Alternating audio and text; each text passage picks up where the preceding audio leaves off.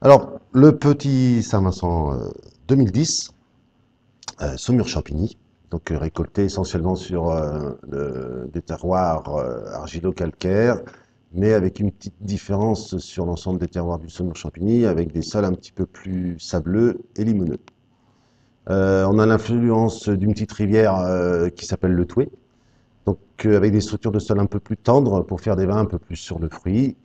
Et dans l'esprit, la recherche de la vinification, c'est le fruité, le côté gouléant. Et au résultat, on est plus sur un vin de plaisir, un vin de copain, qu'on partage assez facilement dès qu'il fait un petit peu beau, quand on mange en extérieur, un barbecue, mais aussi une viande blanche. Voilà, on est sur des vins avec des arômes assez fruités, sur des structures assez tendres et des tanins assez souples. Tout simplement pour donner un vin de plaisir qu'on partage en famille, qui peut servir un peu plus frais sur un poisson, un peu plus chambré sur une viande blanche, et puis éventuellement encore un peu plus aéré et plus chambré sur le fromage. Donc en fait, c'est une bouteille vraiment à partager entre copains, qui peut faire tout le repas. Voilà, donc on est vraiment sur des nez un petit peu plus de fruits rouges, avec des tendances de fruits noirs un petit peu. Une attaque en bouche avec une belle fraîcheur. J'aime bien les vins qui donnent envie d'en boire un deuxième verre. Et voilà, c'est vraiment un petit peu ce que j'ai voulu donner dans cette cuvée Petit Saint-Vincent 2010. Donc la cuvée Pelot. La cuvée Pelot, c'est toujours un Saumur Champigny. On est sur le millésime 2008. Millésime 2008 qui est un millésime un petit peu oublié, parce que derrière, il y a eu un millésime 2009 qui est plus solaire. Et par contre, millésime 2008 qui est maintenant très très agréable à déguster. Donc on est sur une sélection de terroirs argilo-calcaires.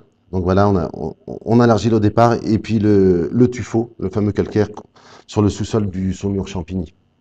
Donc on est sur des vignes un petit peu plus vieilles, avec des macérations un petit peu plus longues. L'objectif, c'est de donner des vins un petit peu plus charnus. Alors c'est toujours un vin de plaisir, mais par contre on va la déboucher un petit peu avant et puis on va être à table. Voilà, on va partager un bon moment avec des copains, mais à table. Et on a des petites notes un petit peu. Alors, on est sur une couleur un peu plus ambrée, puis on a des petites notes un petit peu plus forestières avec un côté humus, un côté un petit peu truffé. Et avec le temps, le millésime 2008 c'est très très bien affiné. On a un côté calcaire lissé en bouche et des tanins très très souples. Et là encore, j'aurais envie de dire, même si c'est pas vraiment dans l'anticipé d'un vin de soif, normalement la bouteille doit être vide, parce qu'une bonne bouteille c'est toujours une bouteille vide. Le Saumur blanc nobilé, et une toute petite production d'une parcelle qui est située sur des terroirs argilo-calcaires sur silex, qui s'appelle les Perruchers. Un climat, un terroir où il n'y avait que du blanc, et depuis les années 70, je suis l'un des derniers à avoir du chenin sur ces parcelles-là. En fait, c'est du chenin, des vignes qui ont à peu près 45 ans, qui sont essentiellement taillées pour avoir des tout petits rendements, avec une sélection de tri à la récolte pour faire des raisins bien mûrs, dorés, sans surmaturité, parce que j'aime beaucoup la fraîcheur dans les vins blancs.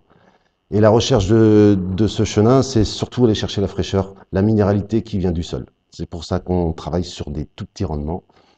Et ensuite, l'élevage est fait essentiellement en barrique. Donc en fait, on est surtout sur des vins avec des petites notes d'agrumes, un très très très léger boisé, des saumures blancs qui sont secs, avec, grâce à la puissance du raisin, une belle minéralité, mais surtout du gras, qui donne pas une sensation de vin très très sec, mais de vin sec avec du gras, avec de l'ampleur, avec de la rondeur. Alors, on va essayer de changer un petit peu les typicités du saumur blanc. On va plutôt aller chercher l'apéro, du sucré salé, des volailles ou du fromage. Et on va éviter tout ce qui est iodé, parce que la richesse du vin va nous embêter un petit peu avec le côté iodé. Voilà, c'est une bouteille qu'il faudrait éventuellement servir autour de 10-12 degrés, et si on pouvait la carafer 2 heures avant le service, on prendrait beaucoup plus de plaisir.